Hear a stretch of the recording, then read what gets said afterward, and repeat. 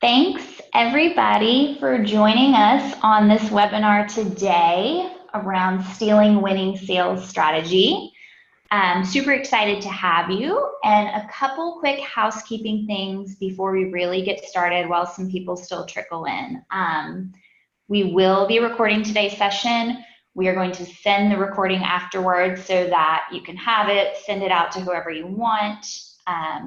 There are a lot of people on today's webinar, so everyone is muted. We wish we could talk to you in person, but we can't hear you. So if you have something burning to say or ask, type it in the chat or the Q&A panel, and we'll try to get to it as we can. This is a quick look at what we'll be talking about today and who will be talking. So I'm Mary Foster. I am the Product and Customer Marketing Manager at Ambition. And with me today is Barrett Johnston, who is the Head of Sales Development at Ambition.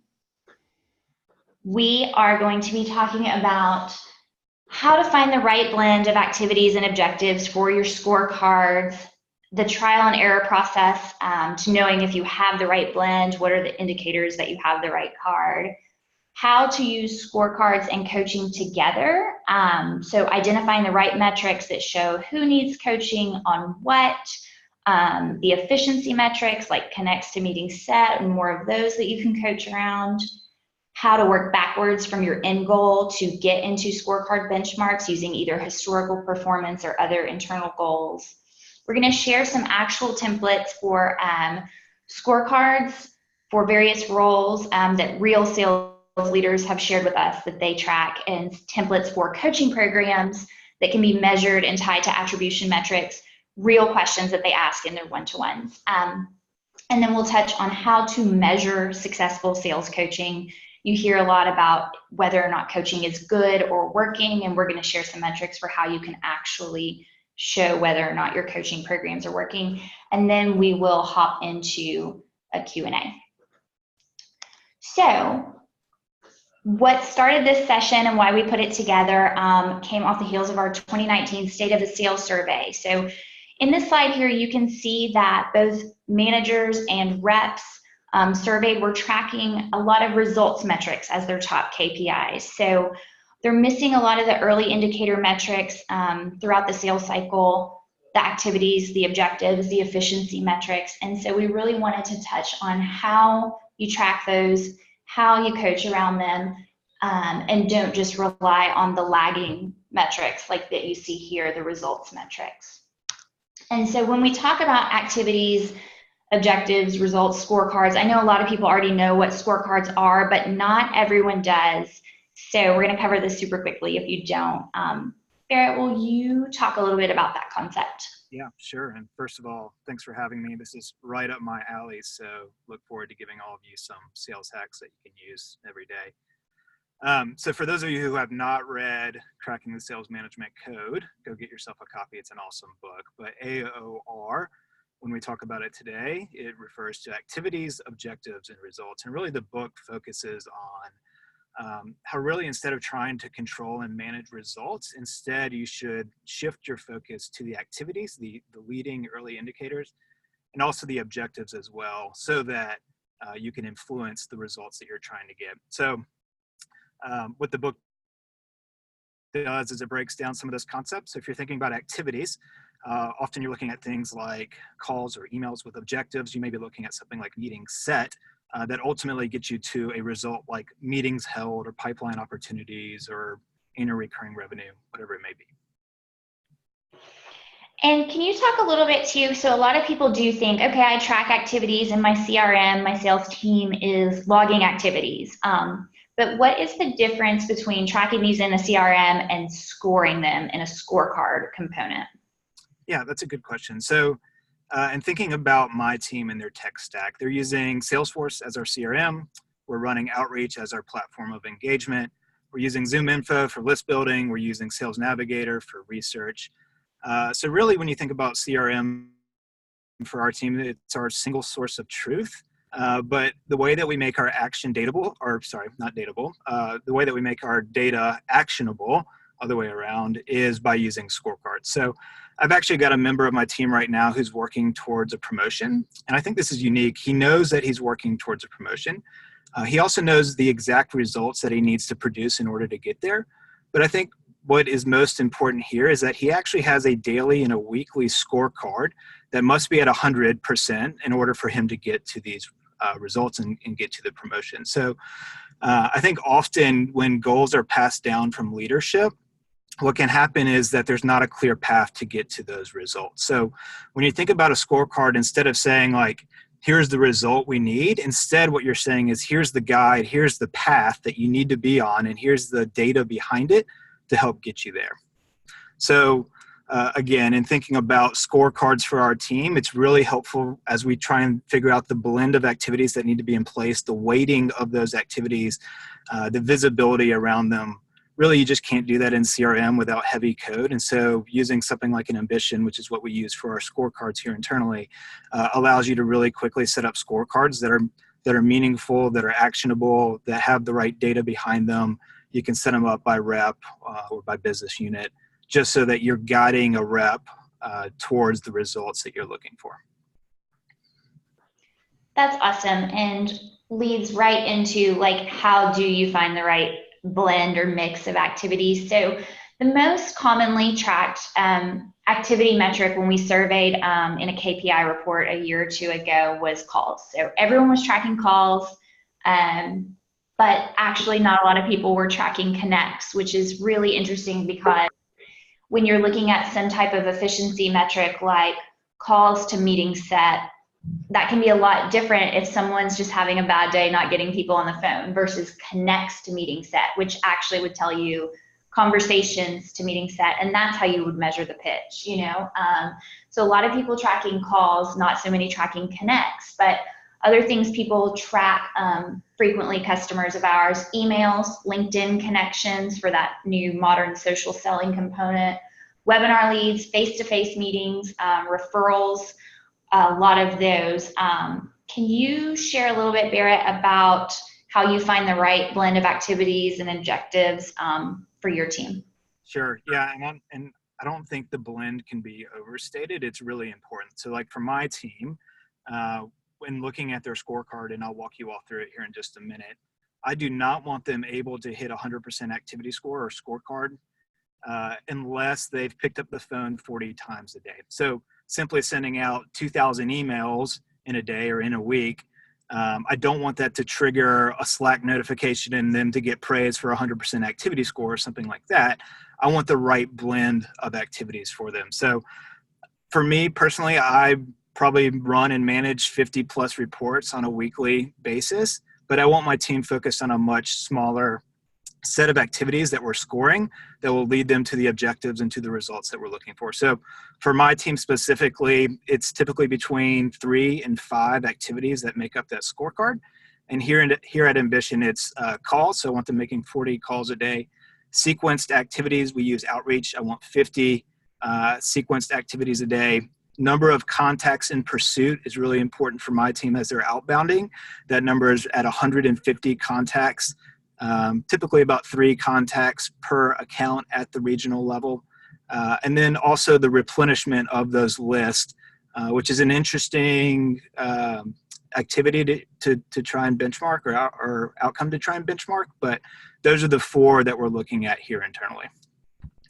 And so we're still trying to figure some of these out. I think in a fast-growing SaaS business, which is what we're dealing with, you've got to have scorecards that are flexible, that can adjust with an individual rep and what they've got going on, and also adjust at the pace of the business as well. So it's a moving target. As we grow and scale, those change.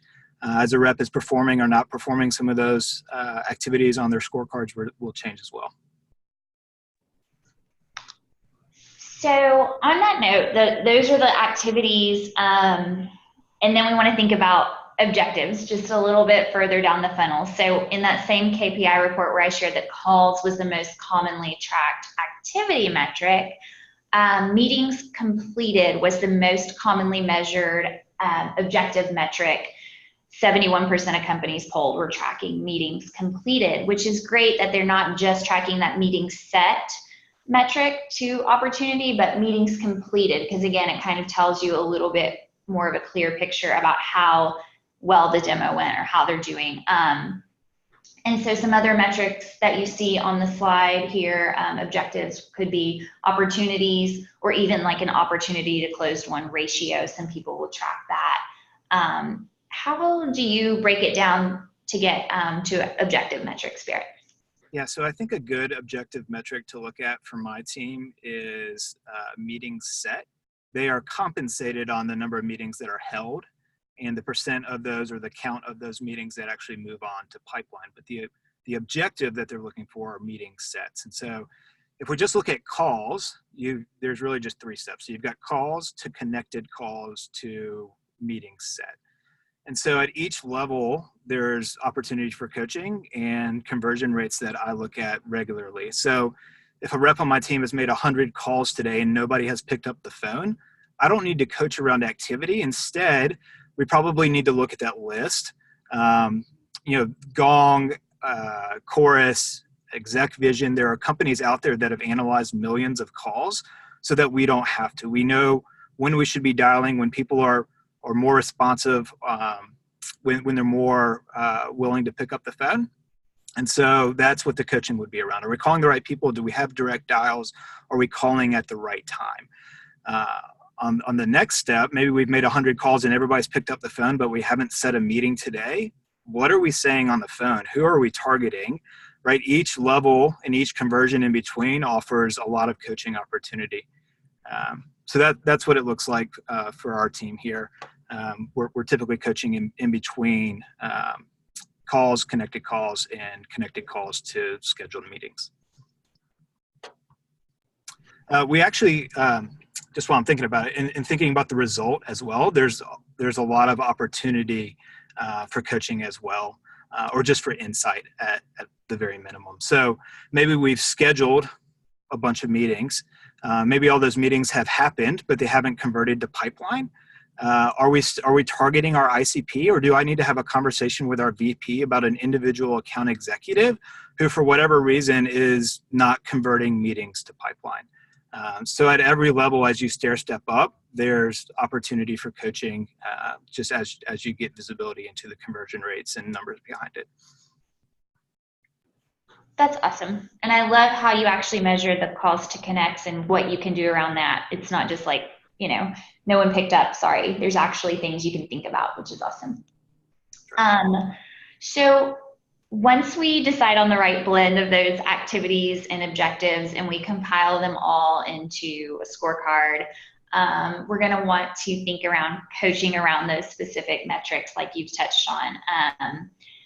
Coaching around like meetings set to meetings held, because I think that there's some opportunity there too. And as referenced in the Cracking the Sales Management Code, you can't actually coach around results. You have to coach around the activities and influence the objectives and make sure that the quantity and the quality are being hit. So, coaching around the activities, I think when I think about it, it's really about time management, effort, and focus.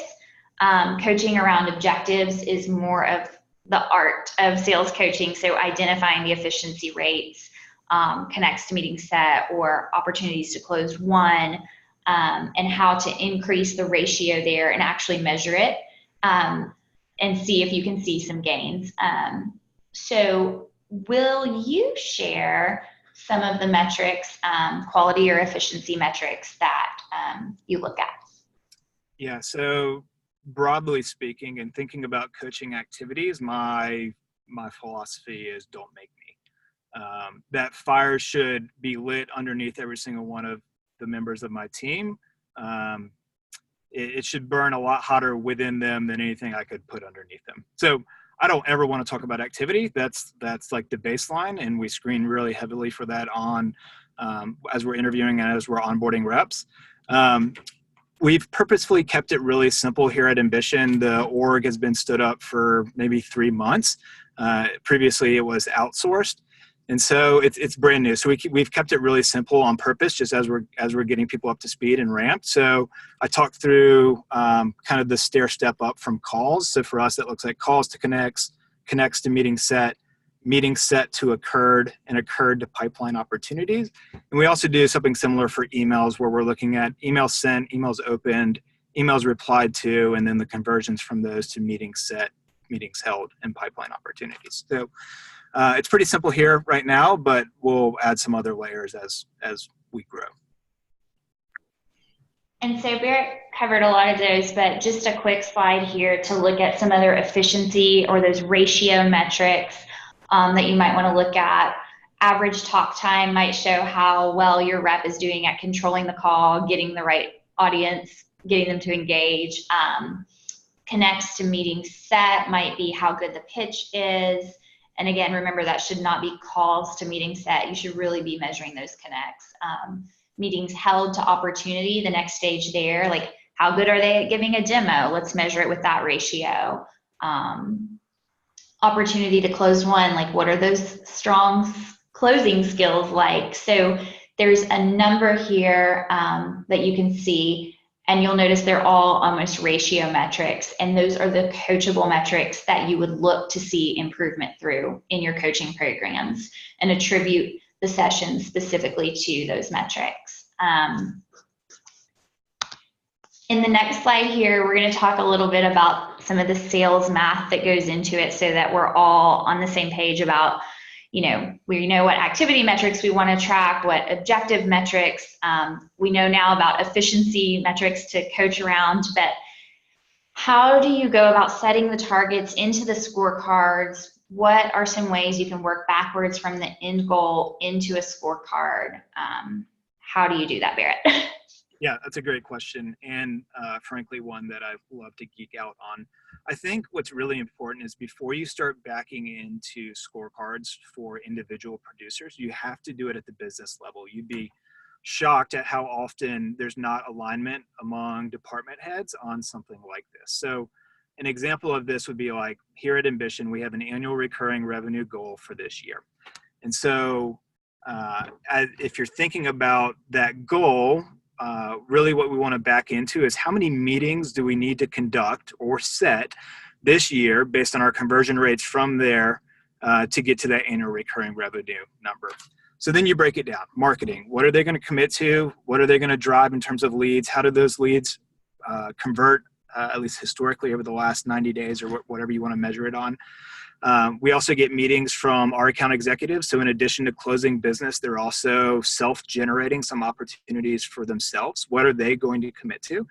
And then whatever is left falls on me, falls on my team. So sales development, this is our world.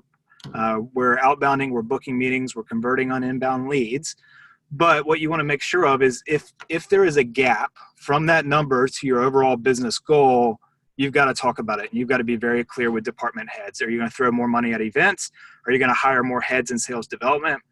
I think only once you've got that figured out are you able to start backing into individual goals for your reps, right? The answer is not, we're going to double sales development quota this year because that's what we need. Let's be realistic at the business level before we start backing into numbers. So I think that's really important. Do that first, but then once you've got a good handle on what's required, and if you've got some data around the conversion rates historically, then you can start backing your way into a magic calculator for your reps. And you can use that in a lot of different ways. So I've walked into businesses where sales development was already making 100+ dials a day.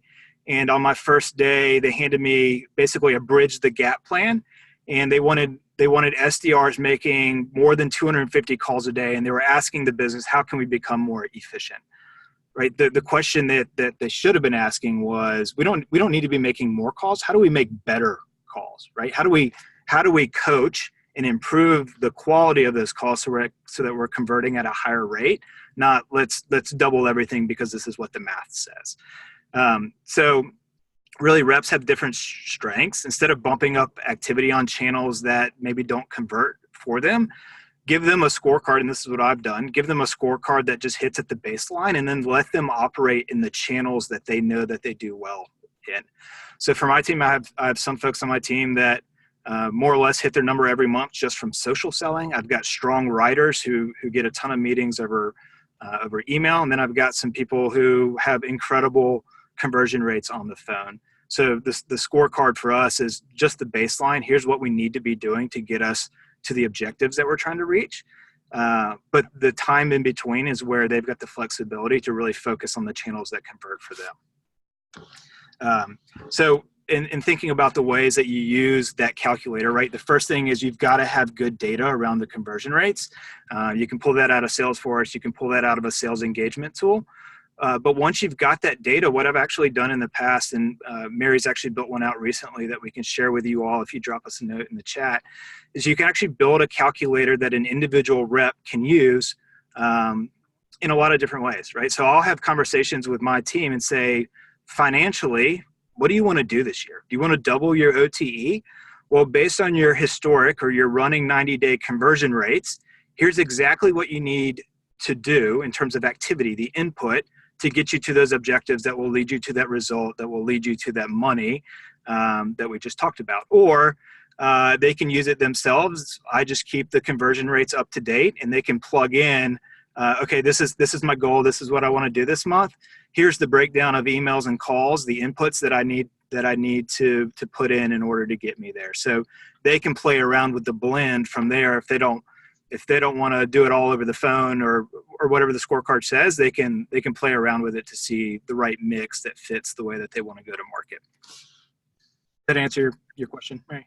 Yes, and I really noticed what you said about not making more calls, but making better calls. And the way we want to measure that is through an efficiency or effectiveness metric of either calls to connects or connects to meetings set ratio, right? Yeah, that's exactly right. I think you need to clearly define connected calls. It can be a tough thing to do, depending on your tool set and what you guys are using in terms of call platform and where that data lives. Typically, you're looking at time or a disposition that somebody in sales would make on a call, like a manual disposition. But once you've got it clearly defined, I think it becomes a lot easier. So I don't know how many of you have heard of Connect and Sell. It's a great tool. I've used it in the past. You've got basically 8 to 10 agents that are dialing on your behalf. And basically, you're only being dropped into a live conversation when the prospect is on the other end of the phone. So these 8 to 10 agents are navigating phone trees, they're getting past gatekeepers, and you're dropped into a live conversation instead of having to spend the time there. And so I bring that up because I had a member of my team a while ago who was absolutely crushing his number, blowing away his quota every month. And I think what becomes typical among sales managers is that's not the person that you focus on. But what was happening is he was using Connect and Sell. His conversion rates from conversations to meeting set was around 1 or 2%. So pretty terrible for what we were used to seeing, for putting in the quality dials with the research and everything that goes into a call.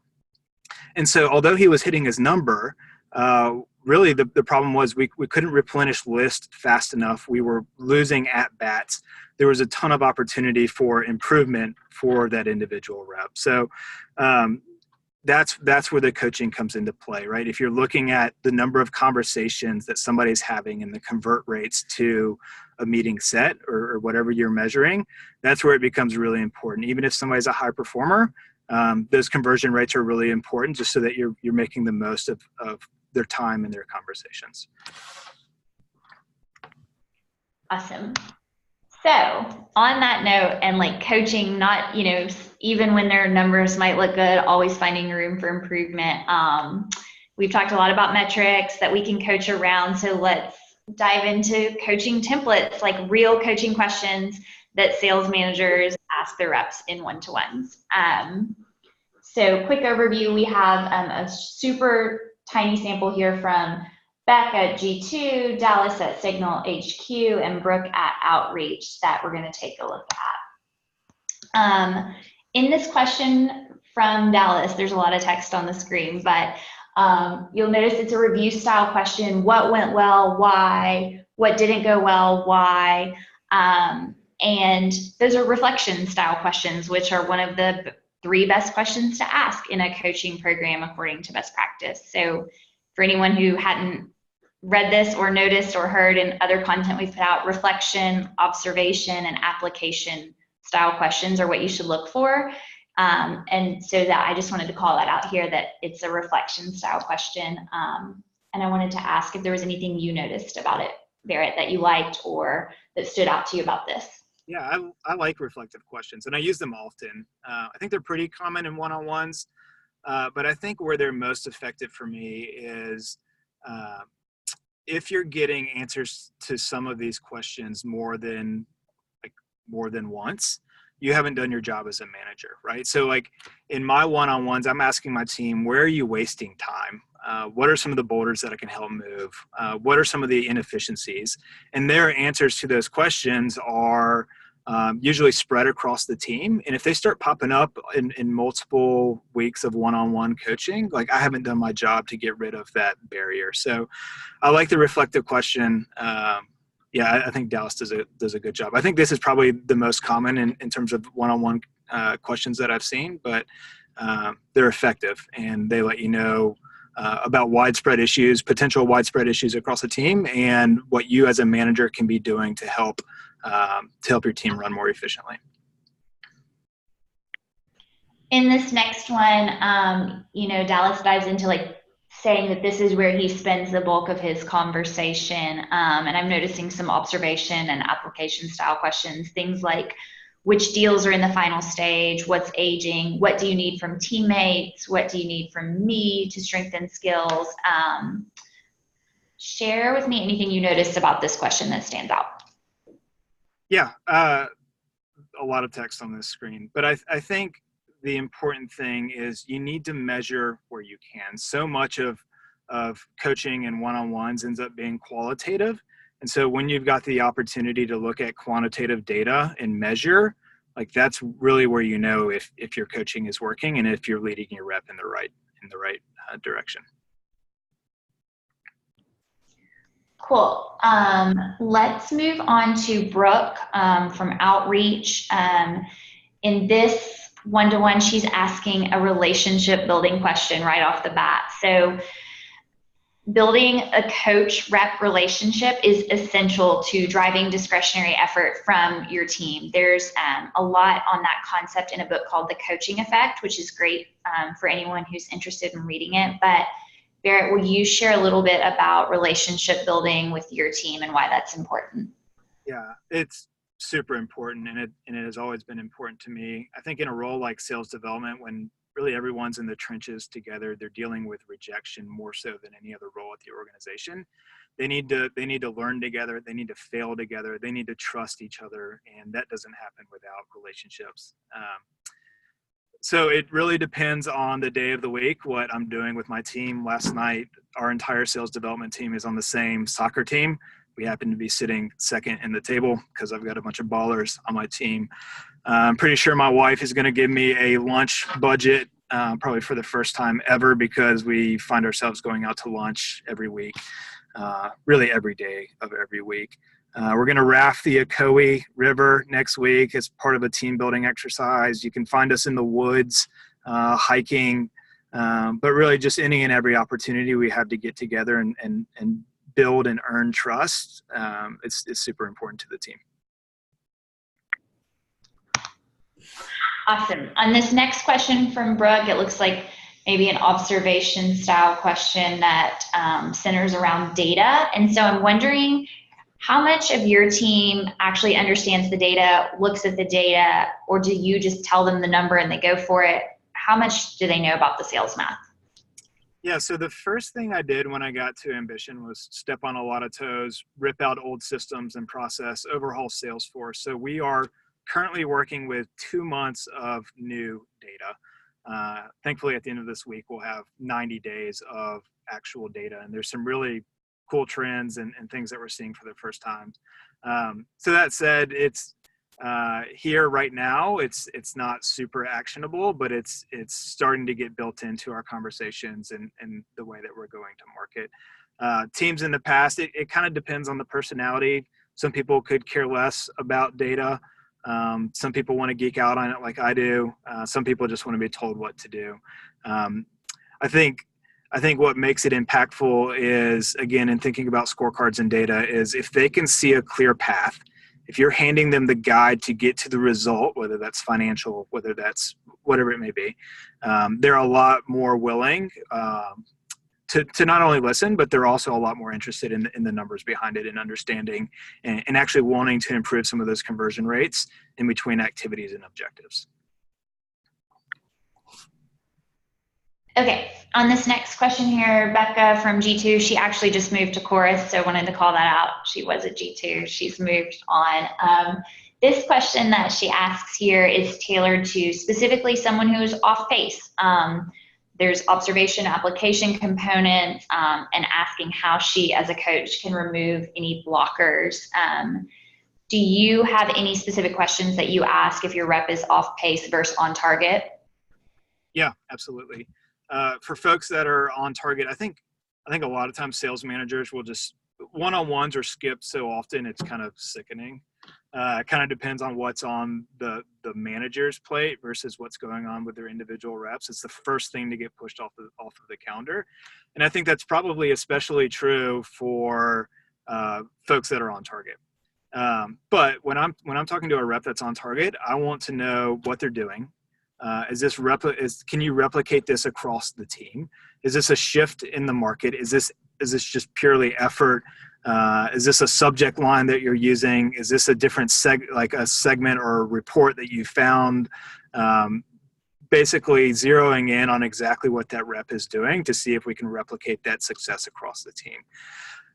If somebody's off target, the one-on-ones typically get more frequent, so I'll run them a couple of times a week.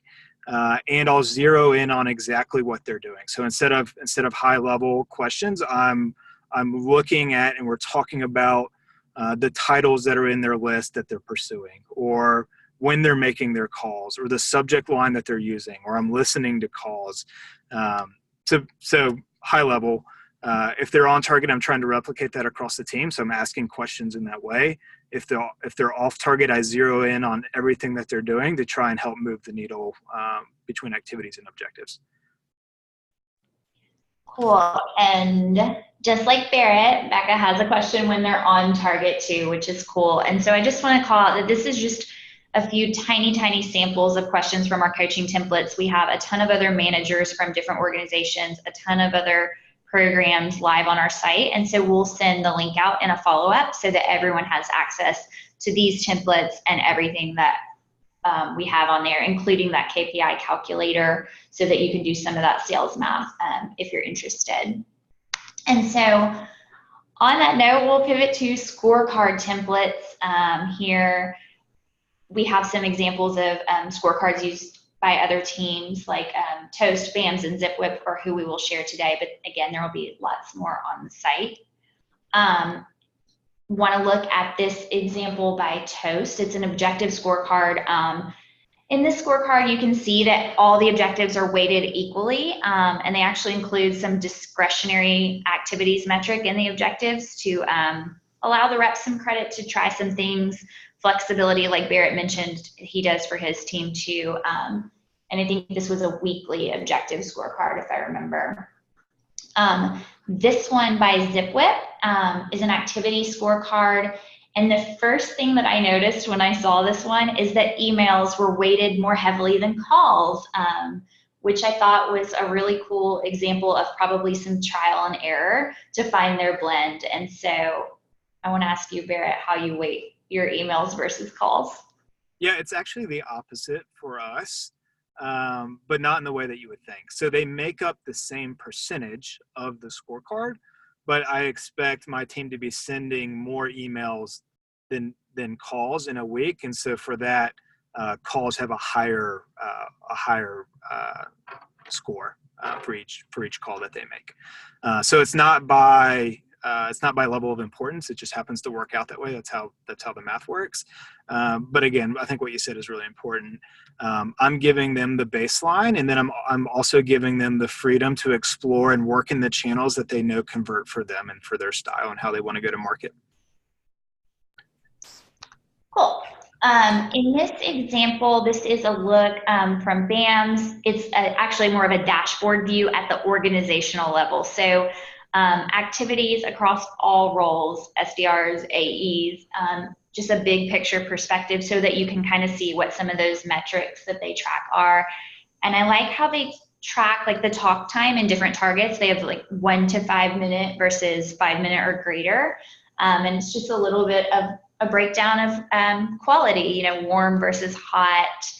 And I also noticed how they are driving some CRM adoption with a notes added metric, which I thought was really cool.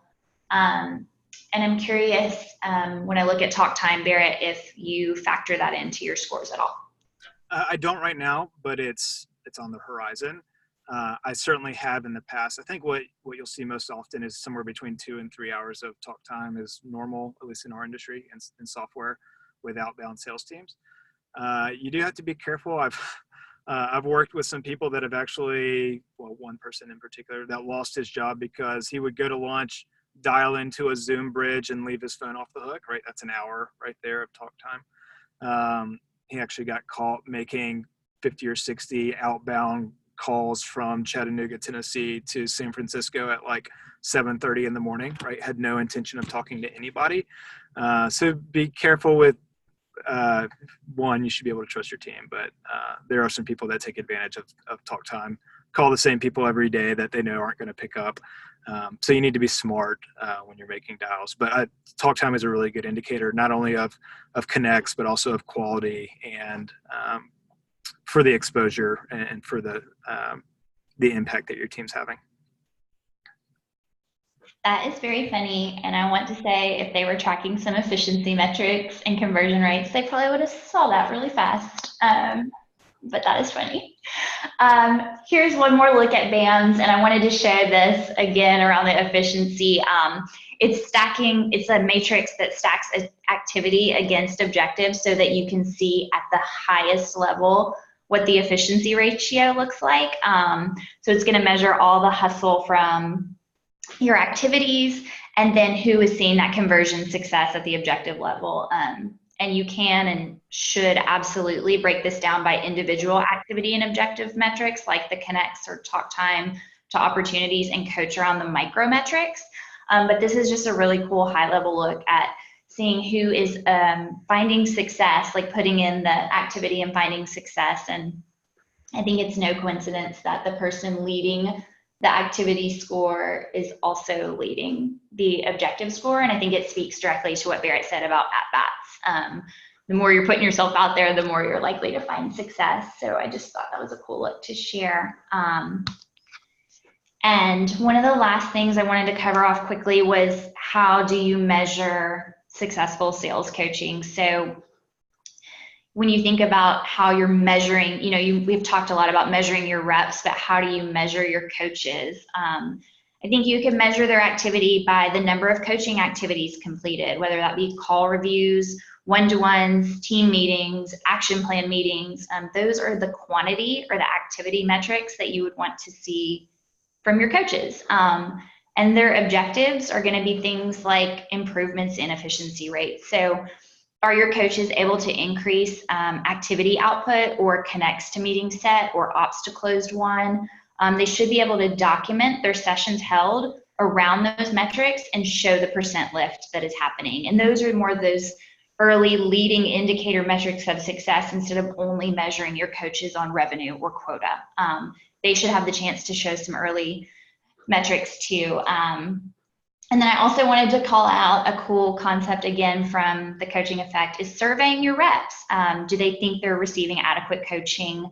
Do they rate their coach a certain score? And that should be done anonymously and not to punish any reps, but as a true place for them to feel comfortable sharing whether or not they're getting successful sales coaching.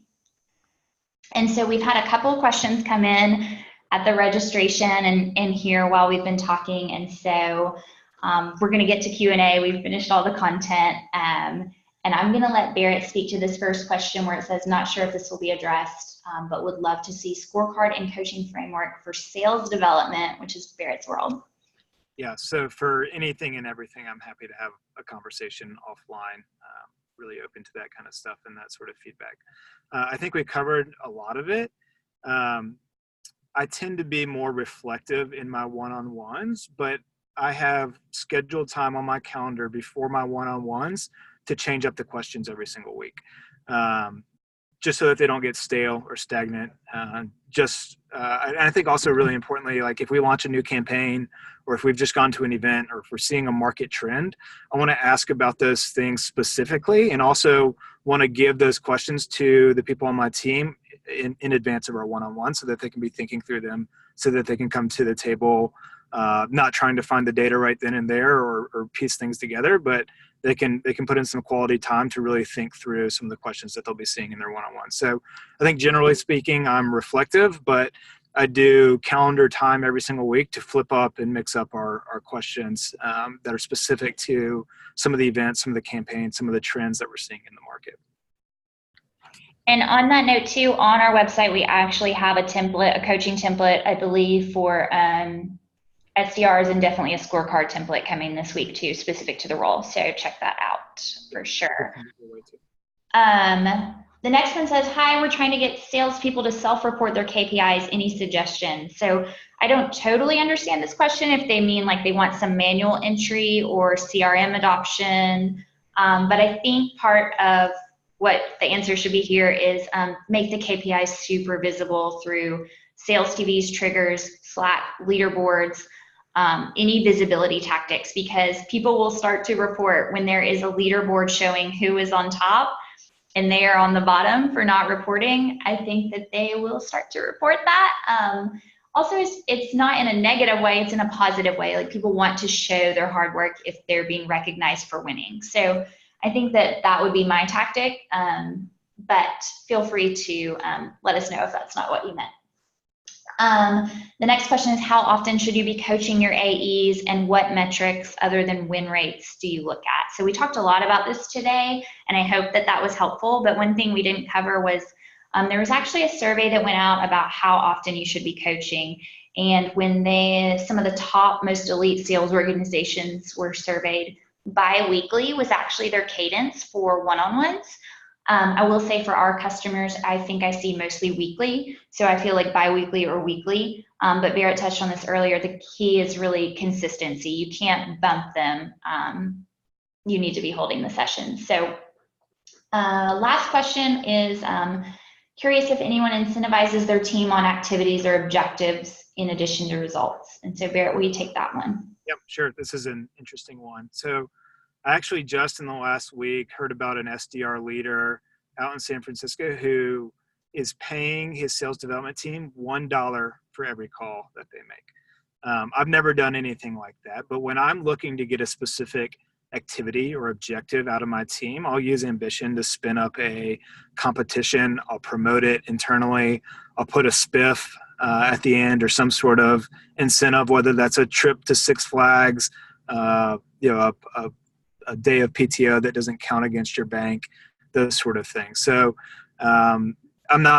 their comp is tied directly to their results, but if I'm looking for a specific activity or objective, I'll promote it. I'll spin something up in ambition to create a competition or to gamify it.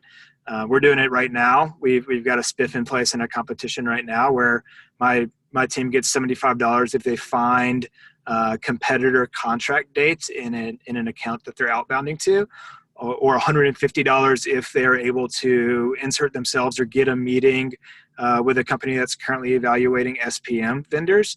Not something that's built into their comp plan, but something that we're running a competition on that's top of mind for every single person on my team that we've gamified, put a competition around, and we've put some financial incentives around it too. So that's the way I've done it in the past. Happy to talk about it more if you've got other questions. And we had one more question come in that says, when call coaching, what is the biggest habit or issue you see that needs to be corrected? And I know one thing I read some metrics around was using language like I versus we. That collaborative language was missing in a lot of calls, but I'm curious, Barrett, if you know offhand anything you could speak to about the biggest habit that you see on calls. Yeah, I think it's different with account executives and with sales development. Like what's really common with account executives is, especially if they're demoing a product, is that they just get going on autopilot. And that creates a lot of issues. For sales development, it tends to be just normal objection handling. yeah, I've got a whole, I don't know if Beck Holland's on this call. She's actually just put out a series on Chorus's website about all things sales development. This is an hour-long session of hers. I can send you the link to it. But yeah, with call coaching, I think even after coaching, individual producers are hesitant to try something new on the phone. We talked about it earlier just for a second, but in thinking about whether or not your call coaching or coaching in general is effective, sometimes it results in a percentage change in a conversion rate. Other times, effective sales coaching is just seeing a member of your team take what you've given them and run with it. Maybe it's too early to tell if it's affecting conversion rates, but oftentimes we'll look at just a rep being willing to take something that you've given them and make it their own and run with it. It's hard to change some of those habits, whether you're an AE that demos the same product every single day, or whether you're a sales development rep that's opening with the same pitch, overcoming objections in the same way every single day. It's tough to do. Awesome. And we are at total time now, so we will end the meeting. But thank you to everyone for joining us today. We had so much fun, and if you have any questions or anything you want to say, please reach out. We would love to hear from you and talk more. So we'll see you guys next time. Thanks, everybody.